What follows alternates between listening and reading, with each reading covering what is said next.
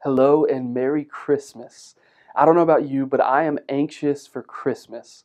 This Christmas season seems to have started earlier this year for most people. I noticed that lights went up sooner, decorations went up earlier. Some places have been playing Christmas music for months now. And to be honest, it makes total sense. After the year that we've all had, I think we need a little Christmas. 2020 has been a difficult year. From the pandemic to the election to the riots to the wildfires and so much more, 2020 has put humanity's brokenness on full display. We are living in a broken world and we all know it. But the truth is, our brokenness runs deeper than a physical virus or social tensions. We are deeply spiritually broken. In fact, it reminded me of the prophet Isaiah, who really gives us insight into this brokenness. As he describes the effects of sin on the people of Judah, he says in Isaiah 59, verse number 8, "The way of peace they know not. There is no judgment in their goings. They have made them crooked paths. Whoever goes therein shall not know peace.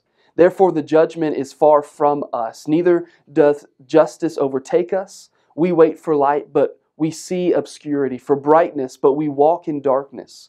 We grope for the wall like the blind. We grope as if we had no eyes.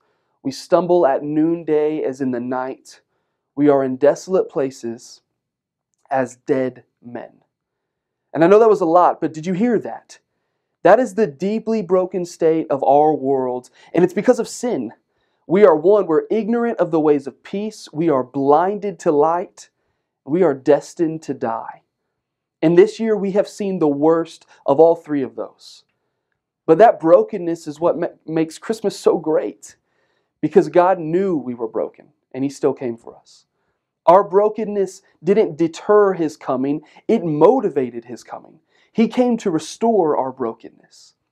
In fact, listen to what the priest Zechariah says about Jesus in Luke 1, verse 78 through 79. He says, "Through the tender mercy of our God, whereby the day spring from on high has visited us." Listen, "to give light to them that sit in darkness and in the shadow of death, to guide our feet into the way of peace." Did you see that?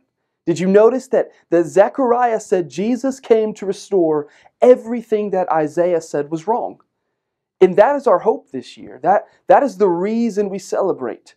Sure, we have to social distance and wear face masks and deal with a pandemic and a frustrating political system.